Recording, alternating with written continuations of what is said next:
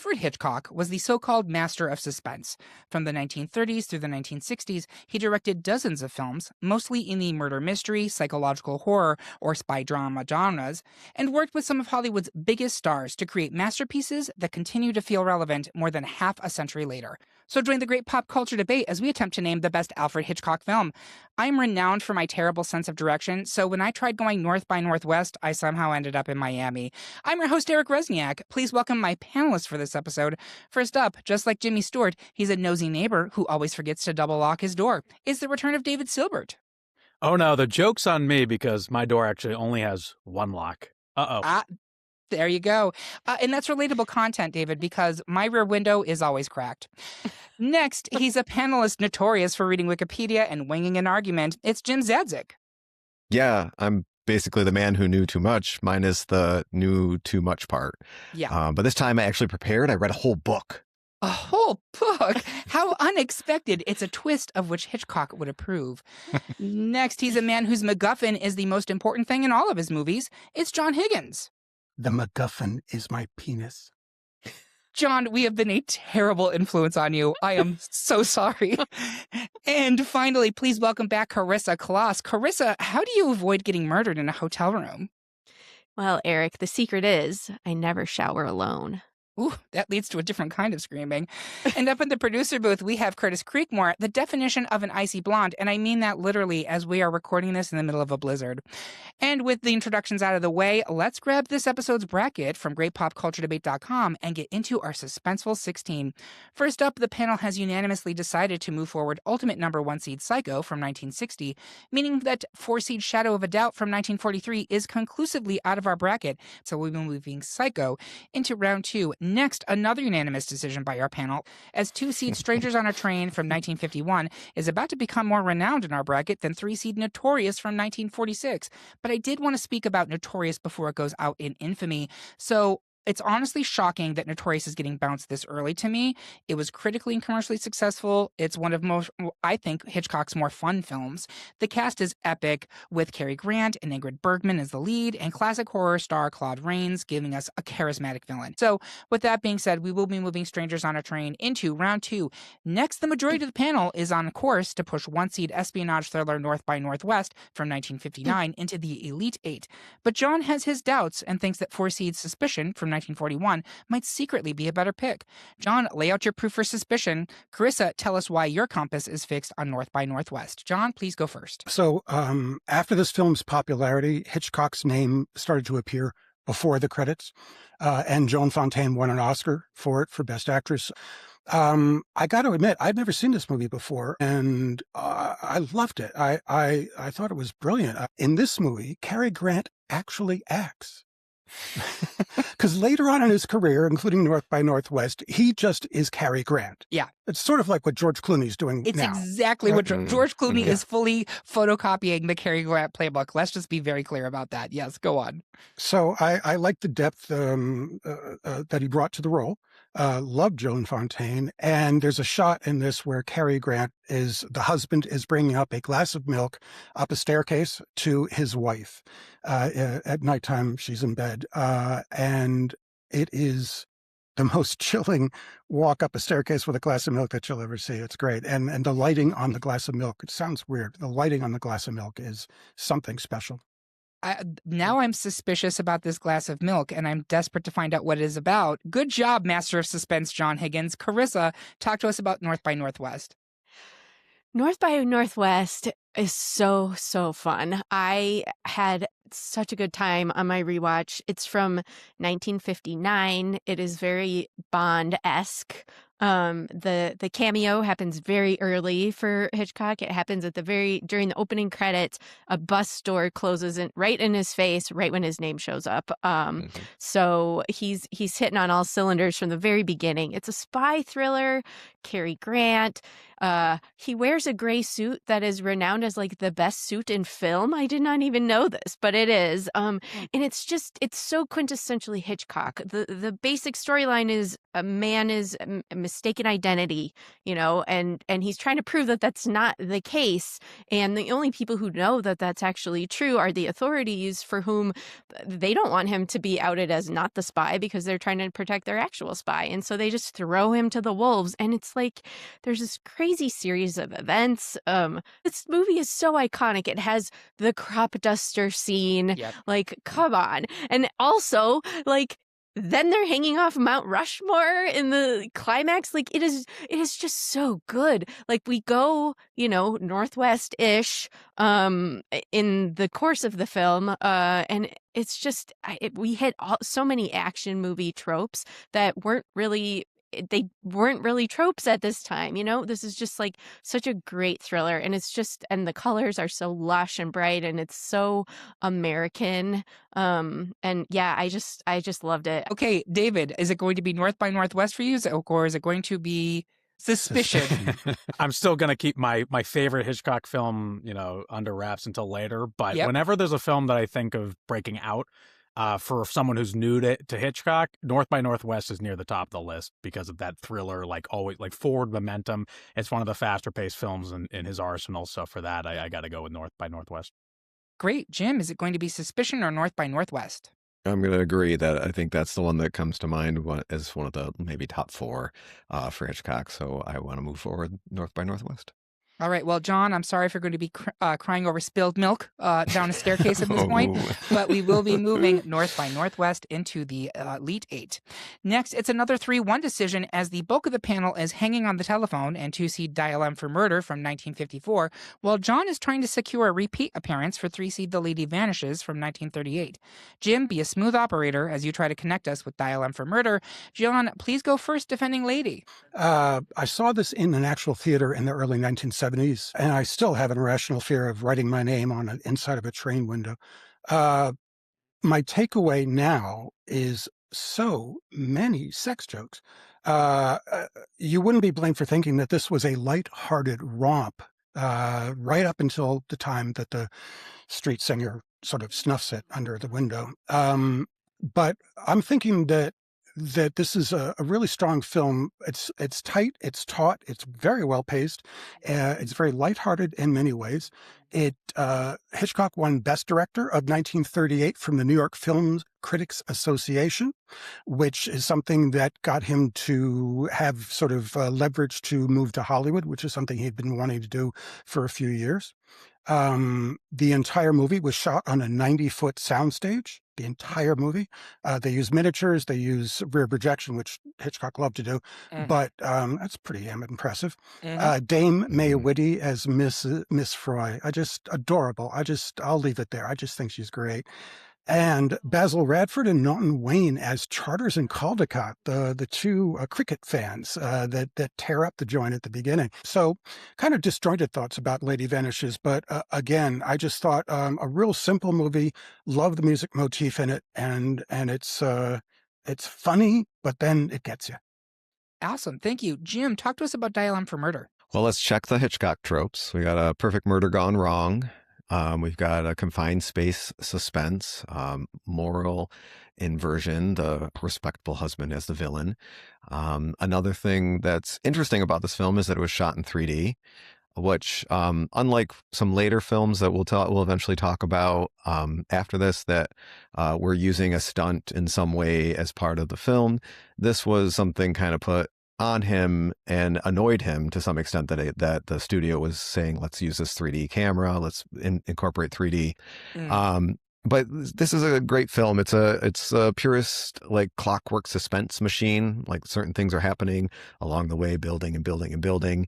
It's he's also kind of proving that he can create suspense without trains or chases or large spectacles. Just kind of the timing and the psychology of it along the way. You have, he had some of these restrictions with the 3D, and also here you have it restricted to a single apartment and a trap, a stage, a puzzle box, those type of things. Dial M for Murder uses a room as a weapon, and that's mainly the thing. Grace Kelly's performance is peak Hitchcock blonde. Lady Vanishes is really great, but it's a warm-up for what was to come in his more mature, controlled, precise, psychologically sharp presentation of Dial M for Murder. Okay. Thank you. Carissa, is it going to be Dial M for Murder, or is it going to be The Lady Vanishes? It's Dial M for me, and this is a little bit of a spoiler, but any of the Grace Kelly films that are on this bracket, I'm going to move forward. So, I mean, I just think she's perfection. Excellent. David, is it going to be The Lady Vanishes or Dial M for Murder? It's Dial M for me as well. I can't help but say, except for The Lady Vanishes. It's the only way I can say that word, but it is going to be vanishing, disappearing from our bracket as we move Dial M for Murder into the Elite Eight. Next, it's a unanimous decision by the panel, which is advancing one seed Rear Window from 1954, which has proved to be a real pain for far seed The Man Who Knew Too Much from 1956, or 1934 if you're nasty. But David, you wanted to speak on The Man Who Knew Too Much. Yeah, I'll try to keep this brief, but The Man Who Knew Too Much, we just said it's a remake of the 1934 film, and I think it's interesting that with the transition there's a kind of a change in setting. Originally Switzerland, now Morocco. It's kind of part thriller, part kidnapping rescue mission. But the film's probably perhaps best known for Que Sera Sera. I butchered that, even though I believe that's French. You did great. Don't you worry. I think it's Italian, but you did great. Okay. There we go. That makes more sense. I was like, Morocco. No. Which is used as like a plot device in the climax as part, not too many spoilers, but key plot device as part of that rescue mission. That is what sticks out to me the most about this film, is just that song, and I believe it even won an Oscar, if I'm not mistaken. It did. We actually have our best Oscar-winning original song in this season. I love it. And yeah, I just feel like it kind of walks the line nicely between more of the slow, brooding, slow burn Hitchcock's films and kind of the more of the thriller-esque North by Northwest. So it's a nice balance. That's my pitch for it, but I love Rear Window, so it's a tough one. I'm glad you do, because Rear Window is continuing into round two. Next, the bulk of the panel is looking to string along 3-seed Rope from 1948, but John thinks there may be a vast conspiracy against 2-seed The 39 Steps from 1935. John, go on the run as you try to keep one step ahead of the end for 39 Steps. David, make a play for the gay murder mystery Rope. John, please go first.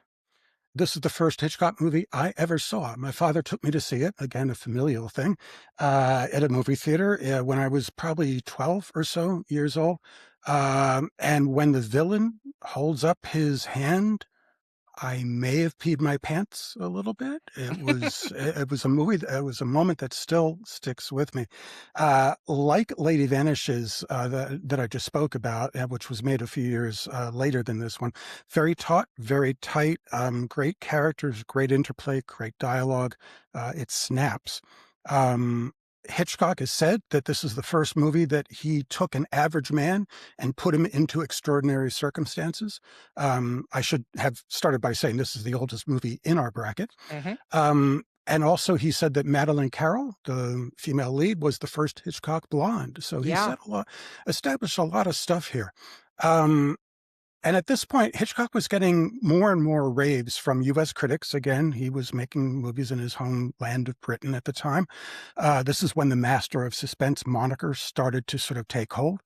Acclaimed screenwriter Robert Towne, who wrote Chinatown, said it's not much of an exaggeration to say that all contemporary escapist entertainment begins with the 39 Steps. And I couldn't agree more. Great argument. Thank you so much. David, talk to us, speaking of talk to us about Rope. Yeah, so I just rewatched this, so very fresh in the mind. So Rope, 1948 film, based on a 1924 play. And one of the notable things about this film is that it appears to be one continuous shot. There are clever ways in which Hitchcock, zooms in the camera behind someone's blazer, and then boom, the setting has changed from day to midday to night. But it's the story of a pair of, not quite sure how many years removed from college they are, but they are college buds who decide to kill their other college bud with the taut rope. There's your shot again, John, the close-up of the rope. And I think it's an interesting Hitchcock film because whereas others, the murders come either mid-film to late film, this one, we open with it. And it's about the suspense of keeping it covered up. I would argue that the two of them don't do too well of a job of covering it up. Not at all, but it does make for some interesting. And I think for me, the most interesting part is that Jimmy Stewart, who's kind of the golden boy in a lot of these films that we're talking about, he is a main character, but he arrives fashionably late in this film. He's not the main character per se, but he is the sleuth that's kind of figuring this all out as they've kind of been inspired by him to commit this act of murder, and watching him kind of piece it all together in his very naturally suave fashion is deliciously fun to watch. Excellent. Carissa, is it going to be Rope or the 39 Steps? I'm torn here, but I'm gonna stick with Rope. Jim is going to be 39 Steps or Rope. So I'm also torn. I think Rope is still the one that is more recognizable and the one that comes to mind when I think of these are the ones that I think of when I hear the word Hitchcock. Okay, so we will be moving Rope into the Elite Eight. It's another unanimous decision by the panel, as one-seed Vertigo from 1958 left them all spinning, meaning that four-seed To Catch a Thief from 1955 did not run away with this bracket. But Carissa, you wanted to speak on Thief. I did. It's really, really fun. It's Cary Grant as a retired cat burglar, and then there's a new burglar who's using his MO, and he feels like the only way to clear his name is to find who's doing it, right? So he's got this jaunty little French neck scarf because this is set on the French Riviera. The scenery is gorgeous. Grace Kelly is in it, and of course, there's like a love story. There's car chases. It's just really charming. The Hitchcock cameo is super obvious. He's sitting on the bus with Cary Grant, and they actually have a moment where they look at each other. And he's also holding some birds in a bird cage. So there's that. But I really loved watching it this time through, and it feels kind of like Roman Holiday-esque. There is a plot. But yeah, it's really fun, beautiful scenery, a really nice, couple hours. So if you haven't seen it, see it. But yes, it's up against Vertigo. So it's Vertigo. Yeah, and we will be moving that into the Elite Eight. Finally, in round one, the bulk of the panel is winging it and flocking to two-seed The Birds from 1963. But in the opposite of a Hitchcockian twist, John is again on the outs, this time preferring 1940's Rebecca, a three-seed. John, tell us why you are still haunted by Rebecca. Carissa, feed the birds, tuppence a bag. John, please go first. I had never seen this movie before. Actually, I was surprised at how many movies that I knew about but hadn't actually seen in this sort of collection. So a little embarrassed, but holy Lord, this is an excellent film.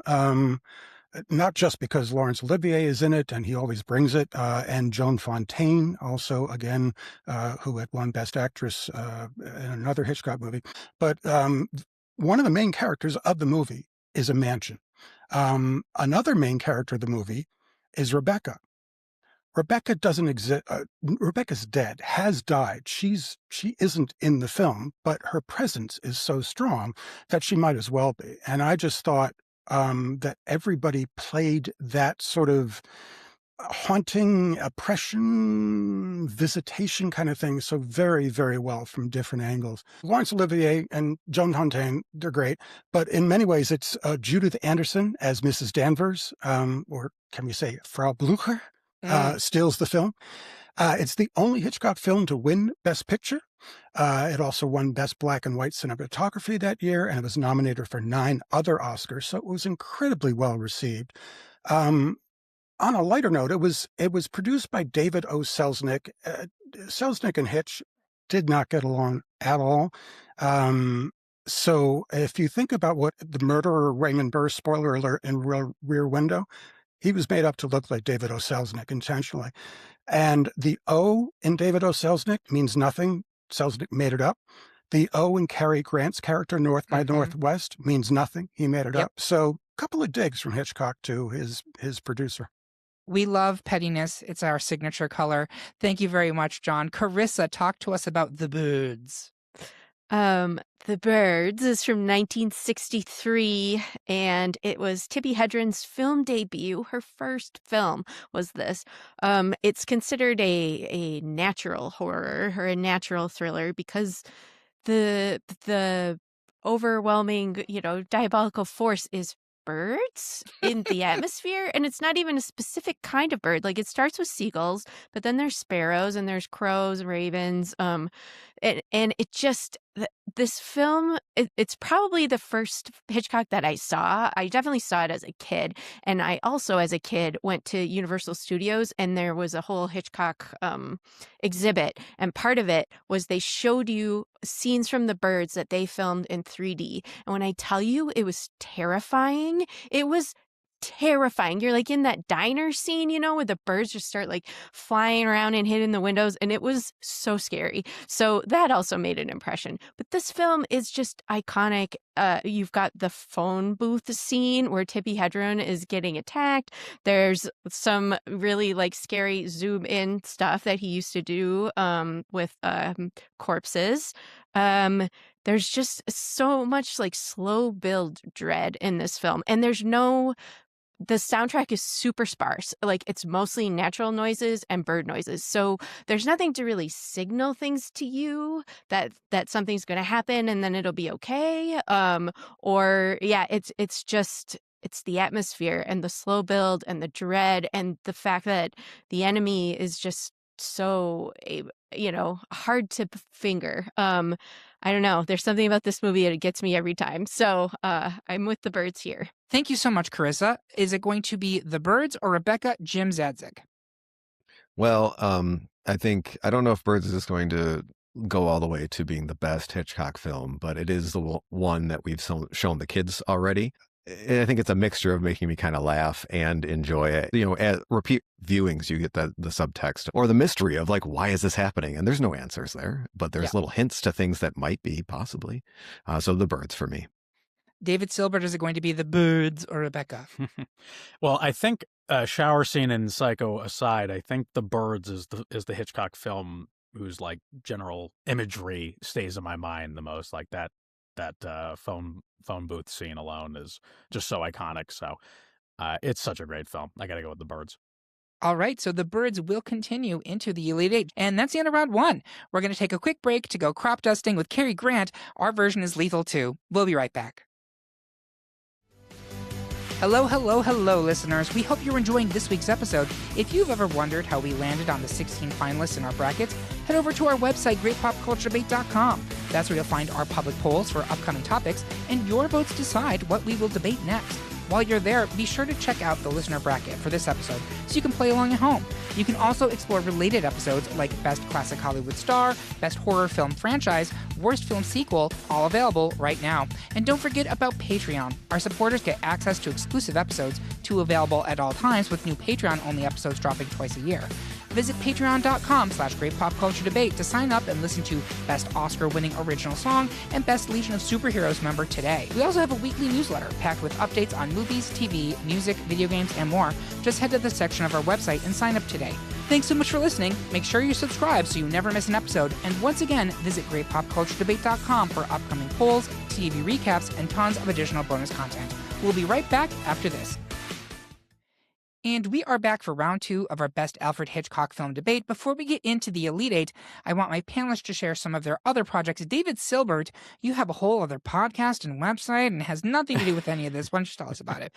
Yeah, so I help manage a website called The Punish Backlog, punishbacklog.com, where we talk about all the games / films, music, television shows that we never get to enjoy because they're on the shelf gathering dust. So if that's your thing, we try to dabble in television every once in a while. Come join us at punishbacklog.com. Should do a Hitchcock article one of these days. You totally should. Yeah, you got plenty to work with here. So excellent. Thank you for coming on back. The best place to follow us is on Blue Sky at gpcd.bsky.social or at Great Pop Culture Debate on Instagram or TikTok. You should also make sure to subscribe to our page on YouTube or Twitch, where we are posting original video and gaming content, as well as video versions of these here podcast episodes. Now, let's get into round two so we can pick up some strangers for a train. I said what I said. First up, another unanimous decision in favor of one-seed Psycho, which means that two-seed Strangers on a Train has been derailed in our bracket. But we have yet to even really speak on Strangers. Carissa, can you go on, give us a little bit of an explanation as to why you love this movie even though you're voting against it? Yeah, I hadn't seen this one until I was watching for this bracket, and it's up against Psycho. But this one is bananas. So Hitchcock based all of his films on all kinds of different stuff. He didn't write anything. You know, he collaborated on stories, but a lot of it's like short stories or adapted plays. This is a Patricia Highsmith novel. And so we know her from Talented Mr. Ripley and a bunch of other stuff, which kind of explains why it's so bananas. The plot is just two guys on a train, and one strikes up a conversation, finds out that the other guy has a promiscuous woman in his life, and is like, hey, how about if I kill the person you hate the most and you kill the person I hate the most? And he's like, yeah, whatever. And then it turns out that the psycho actually goes through with stuff. And then he starts getting framed, and it's like a chase trying to clear your name, and stuff is happening. Meanwhile, this psycho guy is just psycho. The climax of this film involves a carnival and a carousel that starts going so fast. Like, it's spinning out of control. There's children on there. Everybody's screaming. There's someone crawling underneath trying to get to the brake. It's really good suspense, and it is just like bananas. So it's not better than Psycho in my book, but it was really fun. It was just kind of bananas to watch. So highly recommend it. Please go see it if you haven't. It's streaming a lot of places. We will be moving Psycho into the final four. Next, the bulk of the panel is smuggling votes for 1-seed North by Northwest, which means we are set to drop the call for 2-seed Dial M for Murder. But John, you are the outlier here. Can you make your call on North by Northwest as though you were dangling off the faces on Mount Rushmore? Go ahead. I'm just going to read down my notes on this thing because it's the comments that have been made about it already in this podcast are rock solid. That's a pun. Hadn't even thought of that. How does a girl like you get to be a girl like you? What a fucking great line of dialogue that Their is. banter the whole time is 10-10. Meanwhile, she is quite the hussy, I gotta say. Yes. Again, I'm going to go back. Cary Grant, sort of playing Cary Grant in this one. But there's some guerrilla filmmaking. So in this 2 guerrilla filmmaking sequences in this movie, and Hitchcock is not really known for that. The shot of Cary Grant's character walking into the UN building, they weren't allowed to film outside the UN. So they put a VistaVision camera, which is bigger than most, in a back of a truck, an enclosed truck, and shot in secret that him walking up that way. And then there's a long shot of Mount Rushmore. The Department of Interior did not let them shoot at Mount Rushmore. They originally thought they were going to, then that was taken away. In the meantime, they snuck a long shot of Mount Rushmore. So guerrilla filmmaker, Alfred Hitchcock, who knew? This was the movie after Vertigo. So when I'm watching it and I'm seeing Eva Marie Saint fall down the monument, I'm thinking maybe she's not going to make it. Yes, same. Right? Yeah. I mean, really, really interesting framing there. The writer of the movie spoke on a bonus track thing for the film on a Blu-ray set that I highly recommend. He said that Hitchcock told him that Hitchcock, always wanted to do a scene where a man was all alone, there was nothing in sight, and if the camera swept 360 degrees, there'd be nothing. And that was the genesis of the crop dusting scene. That's what I got. Oh, but with all that plot twist, I'm voting for Dial M for Murder. Exactly. He's voting against it. Jim Zazik, is going to be Dial M for Murder, or is it going to be North by Northwest? It's going to be North by Northwest for me. I think it's interesting. And again, that I did actually read a book for in preparation, and there's a lot about North by Northwest. What's this book called? We haven't talked about it. Oh, it's just called Alfred Hitchcock. Okay. But it's one by Peter Ackroyd. Okay. And it was interesting to hear the story of how, like, this is going to sound like it's against it, but it's interesting. He had like these, I want to put him on Mount Rushmore, and I've got this other scene. I want to, something in a field, like, and it wasn't even a crop duster at first. It was something else, like, and then the screenwriter. It was a tornado. Yes, he wanted the bad guys to use a tornado. That's right. And he was like, how would they devise a tornado as an attack? Twister, baby. Wait a minute. Did Gus Van Sant direct Twister? Maybe. And then he went on to later direct Psycho. I feel like time is a flat circle, and we I are think that's experiencing it. that right now. Anyway, go Yes. on. Go ahead, Jim. But I just think it's interesting that it was like kind of his like grab bag of leftover things that he's like, let's work all these together, and it's done really well because it's all his like high exciting moments, so it just builds one to the other. So I'm gonna put my vote for that. David Silbert, North by Northwest or Dial M for Murder? North by Northwest is an easy move forward. Excellent. Carissa, North by Northwest or Dial M for Murder? North by Northwest. All right, so we will be moving North by Northwest into the final four. Next, could it be another unanimous victory, this time for 1-seed Rear Window, which is eyeing that final four slot over 3-seed Rope? We already talked some about Rope, but one of the things we didn't talk about is the fact that this is a movie from 1948 that is explicitly about a gay couple. Now, they're killers, so, not great from a representation standpoint, but like 1948 has a gay couple publicly in a major film. That's kind of shocking. Even more shocking when we talk about it's a film version of a 1920s play. And you alluded to this, Carissa. This feels like a play. It is. You're watching this movie and you're like, okay, clearly they just took a play and adapted it for the screen, but it works really beautifully. I just thought it was remarkable that such a subject matter would be not only put on film at that point in time, but also successful, both critically and commercially. But it's up against Rear Window, which is Rear Window, and so we will be moving that into the final four. Finally, in round two, an actual debate as the bulk of the panel is swarming in favor of those peckers and 2-seed the birds, but John is free-fallen in his support of 1-seed Vertigo. John, see if you can spin this seeming defeat into victory for Vertigo. Jim, make sure the birds doesn't suffer an arrested development. John, please go first. I don't know where to begin with this one, I have to say. It is not only my favorite Alfred Hitchcock movie, it is one of my top 5 movies of all time. I'm not alone in thinking this or feeling this way, even though the movie bombed when it first came out, actually, because of its complex story, very slow pacing, and perhaps the prediction of sugar daddies. It dethroned Citizen Kane's 50-plus year run at the top of Sight and Sound's greatest movie ever made list in 2012. So, yay. I felt somewhat vindicated.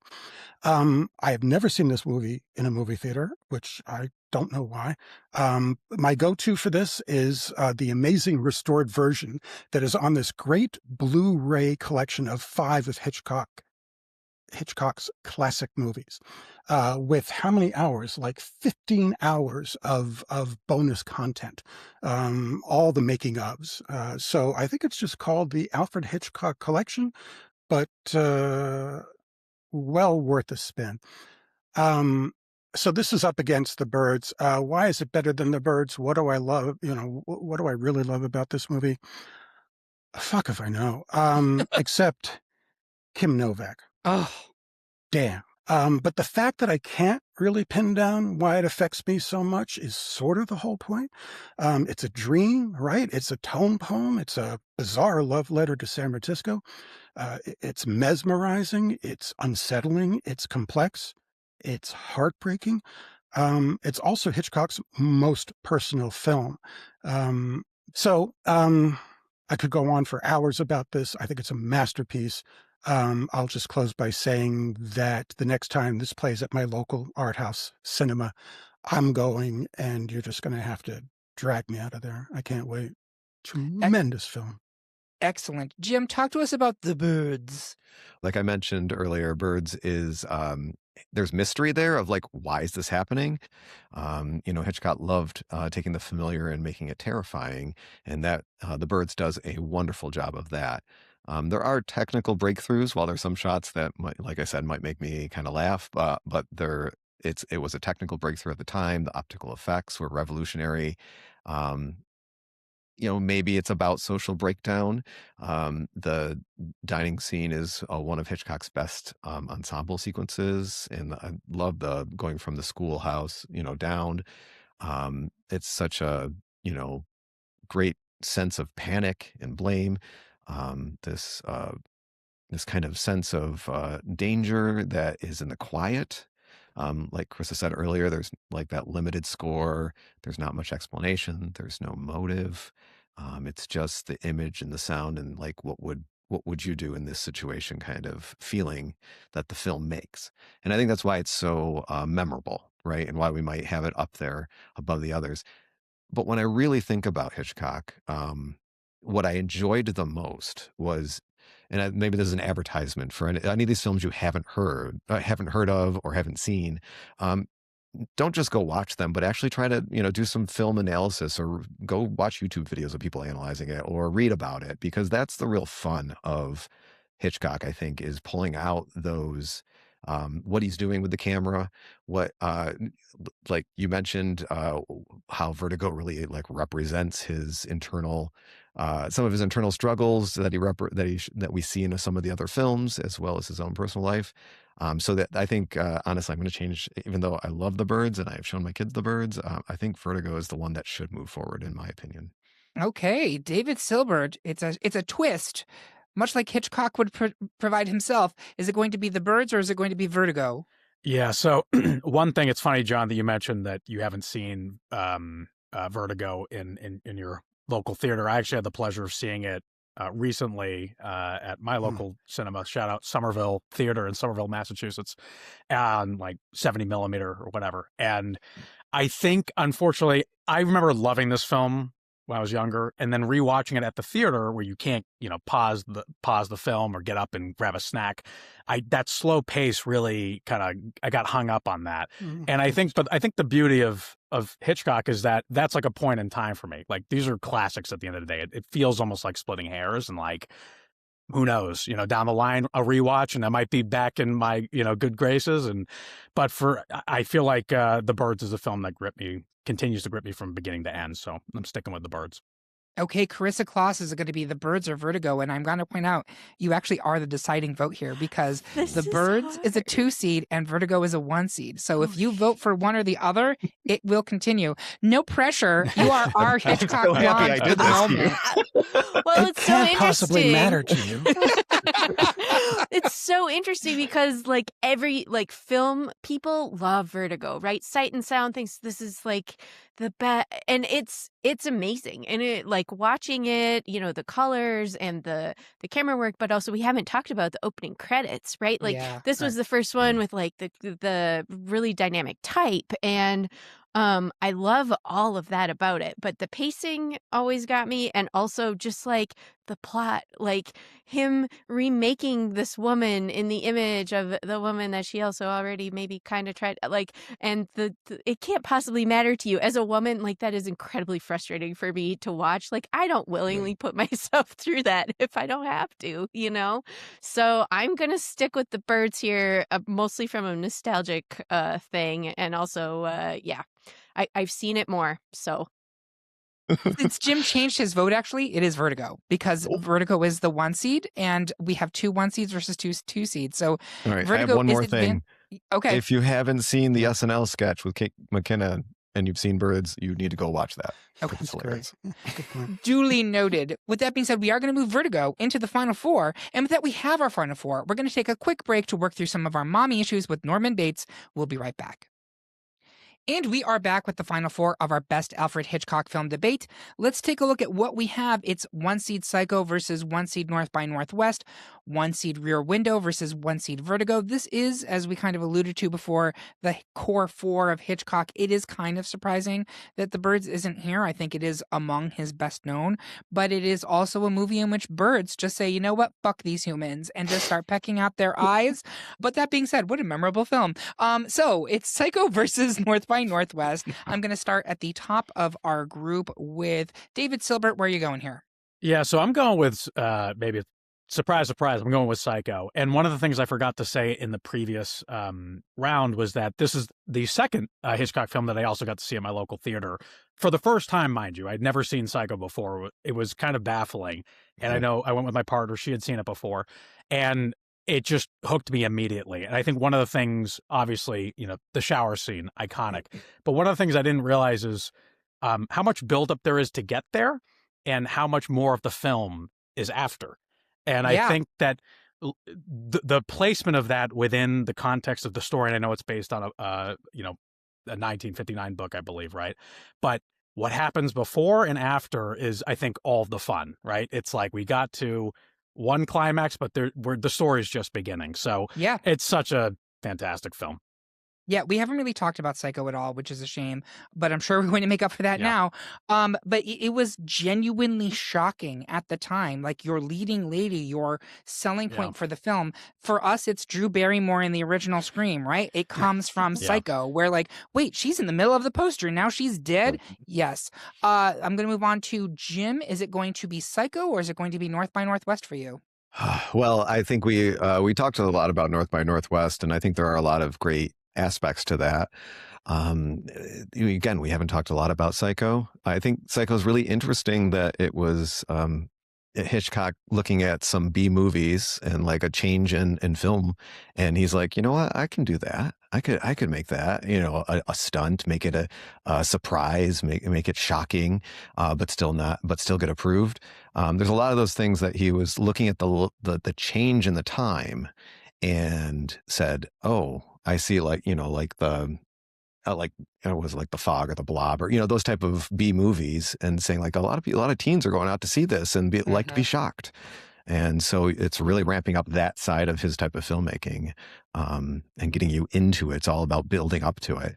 There's a lot of other cool things about how it was released. Like, they had like in the lines and stuff, there were things to like to get them all amped up and like scared before they're even in the theater.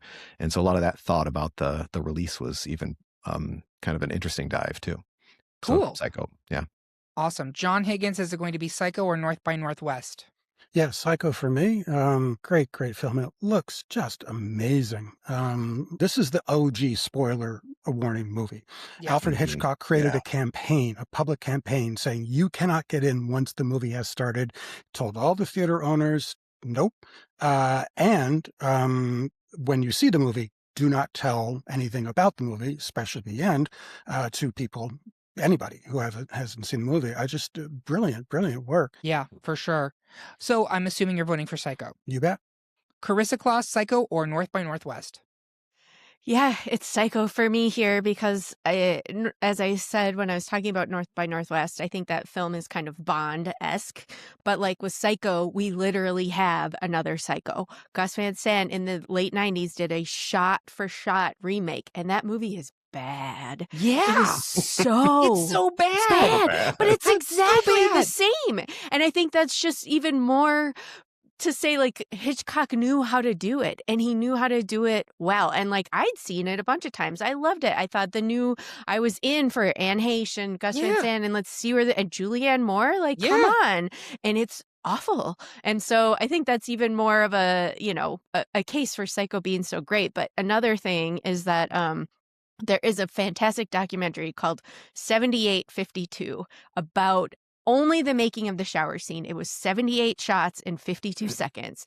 And for an hour and a half, all of these film buffs like deconstruct it, and they talk about the sound. They talk about, you know, the pacing. They talk about the room outside with the birds mounted, you know, all of the taxidermy, and how that is such a threat. And it's just absolutely fascinating. So I rewatched that in part of my thinking about this bracket. And it's just like, he did so much for film, and so much of that is in this film too. So Psycho for me. Great. We haven't mentioned Anthony Perkins. We haven't at all. But it's moving on to the final two, so we'll be able to talk about Anthony Perkins then. Next, it's Rear Window versus Vertigo. I'd like to start in the back of the pack, actually, with Carissa this time. Carissa, where are you going on this one? Remember what I said earlier about Grace Kelly? I do. It's Rear Window for me because she's so exquisite in this film. And we haven't really talked about it, but this is one where the claustrophobia of the scene, you know, the whole where this is set is so tight, and it makes you feel like that. But there's so much looking out, and you know, there's a lot of existential questions here. Like, what kinds of stories do we spin around the little bits that we see of other people's lives? You know, but curiousness and voyeurism, but then we become implicated in what happens with that. There's some great scenes of suspense where, you know, you see what's happening in the other apartment, but they can't get a hold of someone to do something about it, and you just feel trapped. And it's a good film at putting you in the place of the people that are in the film. So I really love Rear Window, and that's moving forward for me. John, is it going to be Rear Window or Vertigo? Yeah, I appreciate all that, Carissa. But I'm going to stick with Vertigo. If it was good enough for you two, it's good enough for me. All right, Jim, is it going to be Rear Window or Vertigo for you? I think again, Rear Window, we haven't been able to talk that much about. It's really investigating that voyeurism, the idea of, and it's in some ways meta, of someone watching a film, and here we have Jimmy Stewart's character watching this story play out in front of him. So there's a lot of that I think is really interesting about the film itself. It's from his point of view for the most part. It adds to the suspense of what's going on out there, and the interest of and the audience eats that up, right? And it's I think the purest expression of Hitchcock's kind of like spectator obsession. Interesting. So that's a vote for Rear Window for you. Yeah. David Silbert, the decision comes down to you. Is it going to be Rear Window or Vertigo? Yeah, so probably Rear Window is one of my favorite Hitchcock films. It's maybe the first one I ever watched, and I'm looking out my window right now, and I am so nosy. I love looking into people's windows, and I also think that there's something to be said about Jimmy Stewart, again, in like half of these films. I feel like Jimmy Stewart always plays himself, but this is like a Jimmy Stewart that is immobile because in a chair, and having to just sit idly and watch the action play out before you is just so interesting. But I love Rear Window so much.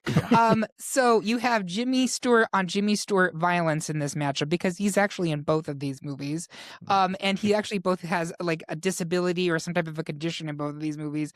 We're going with wheelchair-bound Jimmy Stewart in this case because Rear Window was just one slot higher on the seeds than Vertigo, believe it or not. So Rear Window is going to make it into the final two. That gives us a final two of Psycho versus Rear Window. I'd like to start in the middle of the pack with Jim. Where are you going on this one?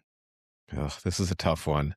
You have, I think both of these reveal how much Hitchcock thought about the audience and what their experience is. You have like, where am I going to put their point of view and their thoughts?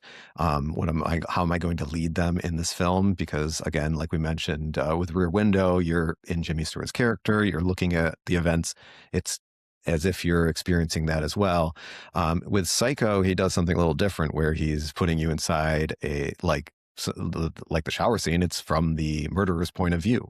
And he's building up the suspense in different ways. For me personally, this is a tough one because I know Psycho's the big name, but it was him switching gears a little bit too. So if we're talking about his entire catalog of films, it's hard for me to say Psycho is the best because it was him saying like, oh, I'm going to try this and I'm going to make this a stunt and make it really shocking. But is that what Hitchcock in the end is known for? Like, are those the things that stand out? Where, the Rear Window is, again, I feel like it's somewhat of a study of the idea of filmmaking and like, what are we doing to the audience? I honestly think I am going to vote for Rear Window, even though I don't think it's going to win.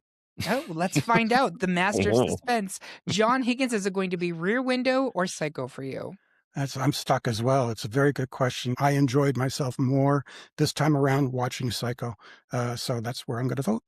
All right, David Silbert, Psycho or Rear Window? Yeah, this one's, I didn't think this is tougher than I thought it would be, because I think if you'd asked me 10, 15 years ago, I would have said without a doubt Rear Window. That being said, I hadn't seen Psycho.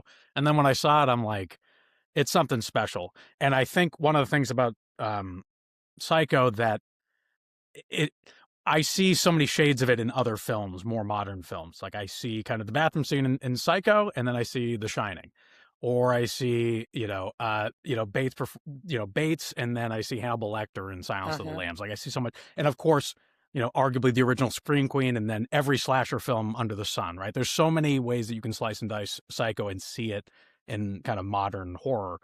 That being said, I feel like Rear Window really cannot be emulated, and I think that's a testament to the film at large. It's just, there's something so banal and quotidian about staring out a window. So I'm going Rear Window. You're going Rear Window. Okay, Yeah. Carissa, It's going to come down to you. This. I know you hate it.